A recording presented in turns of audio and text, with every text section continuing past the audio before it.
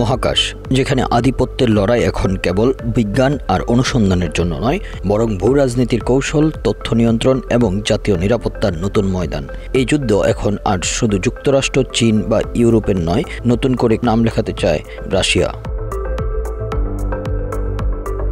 2025 সালের শেষ প্রান্তিকে রাশিয়া তার নতুন স্যাটেলাইট ইন্টারনেট প্রকল্প রাজবেথ এর প্রথম ধাপ শুরু করতে যাচ্ছে। স্টারলিংকের মতো উচ্চ গতির ব্রডব্যান্ড ইন্টারনেট সুবিধা দেওয়ার লক্ষ্যে এই প্রকল্প হাতে নেওয়া হয়েছে। রসকসমস প্রধান দিমিত্রি বাকানোভ এক সাক্ষাৎকারে বলেন, চলতি ডিসেম্বর সালের শেষ নাগাদ তারা প্রথম উৎক্ষেপণ শুরু করবে। এই ধাপে 16টি নিম্নকক্ষপথীয় স্যাটেলাইট পাঠানো হবে। এই ঘোষণার মাধ্যমে রাশিয়া স্পষ্ট বার্তা দিল তারা আর পিছিয়ে থাকবে না। অন্যদিকে ইলন মাস্কের স্টারলিংকের একচেটিয়া বাজার যে শেষ হওয়ার পথে তা আর বলার অপেক্ষা রাখে না। রাজবেথ প্রকল্প বাস্তবায়ন শুরু করেছে রুশ মহাকাশ প্রযুক্তি প্রতিষ্ঠান বুরু 1440। প্রকল্পের লক্ষ্য 2035 সালের মধ্যে অন্তত 900টি স্যাটেলাইট উৎক্ষেপণ করা, যাতে রাশিয়ার প্রত্যন্ত অঞ্চলসহ পুরো বিশ্বজুড়ে উচ্চগতির ইন্টারনেট সরবরাহ নিশ্চিত করা যায়। 2027 সাল থেকেই শুরু হবে বাণিজ্যিক কার্যক্রম। প্রথম ধাপে ব্যবহৃত হবে 250টির বেশি স্যাটেলাইট। এক অভূতপূর্ব উদ্যোগ, যার পেছনে রয়েছে প্রায় $57 বিলিয়ন বাজেট। ইতিমধ্যে এই প্রকল্পের অনুমোদন দিয়েছেন প্রেসিডেন্ট ভ্লাদিমির পুতিন। স্টারলিংকের প্রেক্ষাপট ছাড়া এই গল্প অপূর্ণ।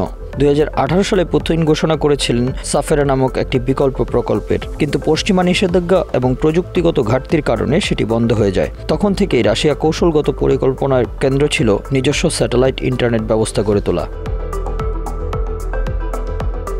2022 সালে ইউক্রেন যুদ্ধ পরিস্থিতি বদলে দেয়। স্টারলিংক সরবরাহ করে ইলন মাস্কের স্পেসএক্স।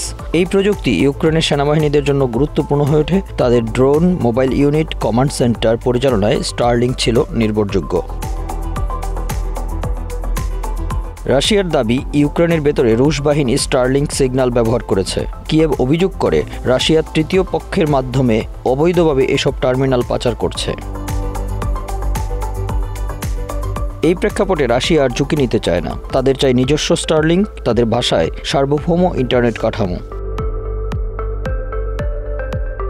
2023 সালের জুনে রসকসমস রাজবেথ 1 প্রকল্পের আওতায় 3টি স্যাটেলাইট উৎক্ষেপণ করেছিল। তবে প্রকল্পটি থমকে যায়, কারণ ছিল নেতৃত্বের দুর্বলতা ও প্রযুক্তিগত ব্যর্থতা। সেই ব্যর্থতার দায়ে বরখাস্ত হন তৎকালীন প্রধান ইউরি বরিসভ। তার জায়গায় দায়িত্ব নেন বাকানোভ, যিনি নতুন গতিতে এগিয়ে নিয়েছেন রাজবেথ প্রকল্প। প্রথম উৎক্ষেপণ হবে ডিসেম্বর 2025-এ। এরপর শুরু হবে ধারাবাহিক উৎক্ষেপণ। প্রতি বছর নতুন নতুন স্যাটেলাইট যুক্ত হবে রাশিয়ার নিজস্ব নেটওয়ার্কে। নিম্ন কক্ষপথীয় স্যাটেলাইট ব্যবহারের ফলে ইন্টারনেট হবে দ্রুত, লেটেন্সি থাকবে কম। এটি শুধু বাণিজ্যিক উদ্দেশ্য নয়, সামরিক এবং গোয়েন্দা কার্যক্রমেও ব্যবহার করা হবে বলে ধারণা করা হচ্ছে।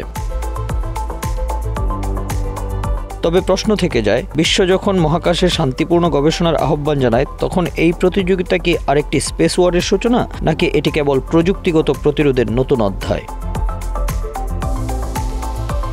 Bangla affairs news desk.